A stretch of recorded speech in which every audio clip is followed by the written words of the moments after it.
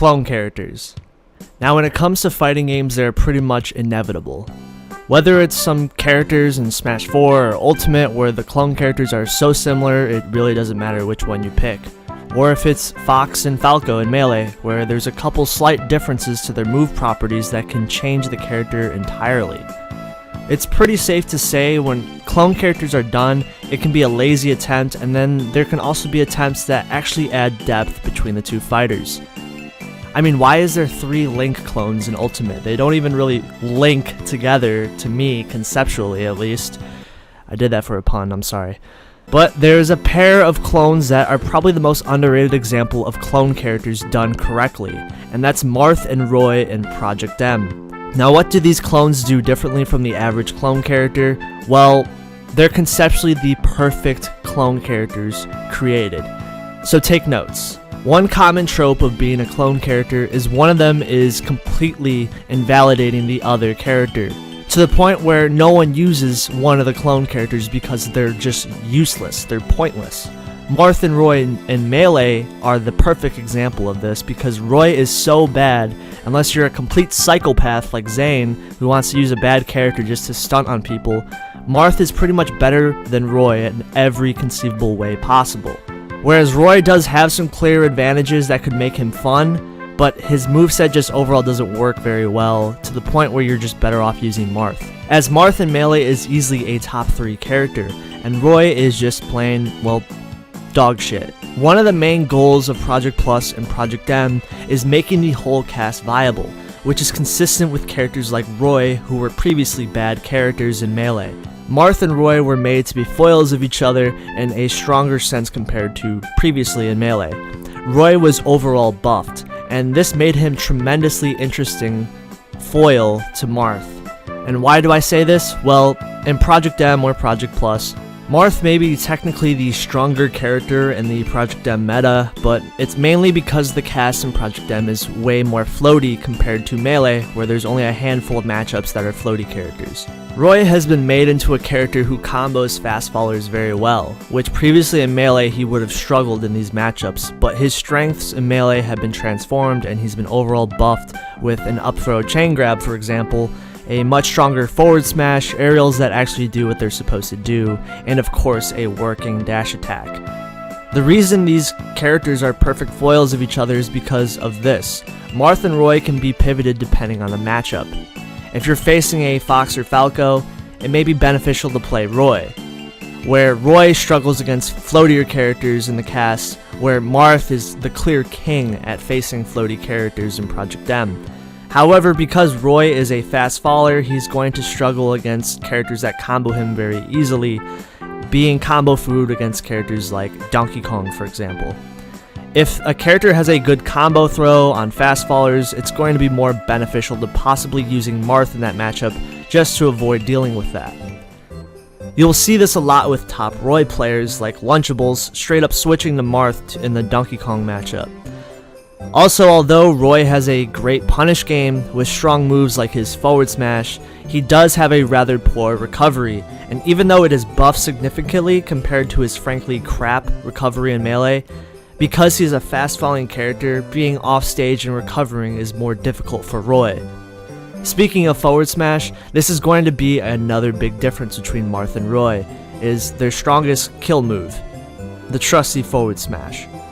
For Roy, his sweet spot is in the middle of the sword, which will promote a more aggressive playstyle and fast-paced way of playing in general. Where Marth, the sweet spot is located at the tip of the sword, which is actually going to be more beneficial for characters like Lucas and Ness, who are more floaty, and because Marth can space their forward smash to pick these characters while they're trying to drift away and use their special moves to try to space out Marth, Marth can use his forward smash to his advantage. It's much better at spacing than Roy's.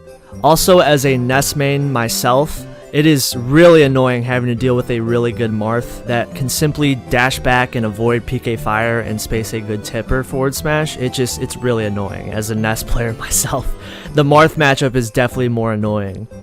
Marth will have an easier time escaping these characters' combos flows because of his weight and the fact that he's more floaty. It allows him to be able to escape certain combos that would probably be easier to land on characters like Roy. who can really be quote-unquote fucked in certain matchups, which is why most people place Roy slightly lower than Marth in Project Plus. But again, there is no impossible matchups for either character, there's just maybe some harder ones than others. And obviously with Melee Roy, there are some pretty horrible matchups for that character, so just be glad you're not playing Melee Roy, of course. But the point of the argument that I made for this video is to show that Marth and Roy can actually be switched upon depending on the matchup, which makes them really beneficial in the meta. They're actually really fun to dual main, and it's pretty nice to see a Marth and Roy player, you know, kind of switch between both characters depending on the matchup. Like for example, if you're facing a Wario or a Ness, you might want to play Marth. But if you want to play a more aggressive and free-flowing combo moveset, maybe try Roy for those matchups. Both of these characters are very strong in the meta and are great characters, but they play so different from each other while also being so similar at the same time. Even their combo flows being different. Since they have different sweet spots on their swords, this means they play vastly different from each other. Marth's down tilt is great at creating space, and he can potentially secure a kill by using his down tilt, while Roy's is great at setting up combos, and probably one of his best combo starters in his entire moveset. Marth's up tilt can actually KO opponents, while Roy's can start combos as well.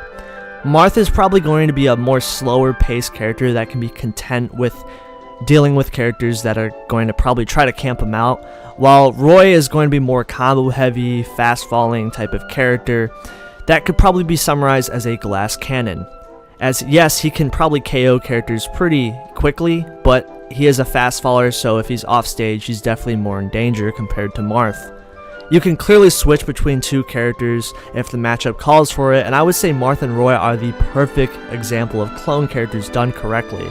Not one character being way worse than the other, and maybe some people could say Marth is still better. I mean, normally he's going to be placed higher than Roy on Project Plus tier list, but Roy is definitely a very good character, and it's just the fact that Marth is more helpful in some of the more floatier matchups that are seen in Project M. Which Marth definitely is a lot better at comboing those characters compared to Roy. So yeah, that's my video on Marth and Roy. Pretty amazing example of clone characters done correctly. Not one character being significantly better than the other one, but both having different attributes that make them vastly different characters on the way they play, and it adds a lot of depth to each character. So yeah, I hope you guys enjoyed this video on Marth and Roy. If you guys feel like supporting the channel at all, I have a Patreon in the description. You can get videos early, and there's a Discord community in there if you guys want to talk to me in there. Also, make sure to like, comment, and subscribe if you guys like the content. I definitely appreciate you guys. You guys are dope. Thank you guys for watching this video to the end, and I appreciate you guys, so peace.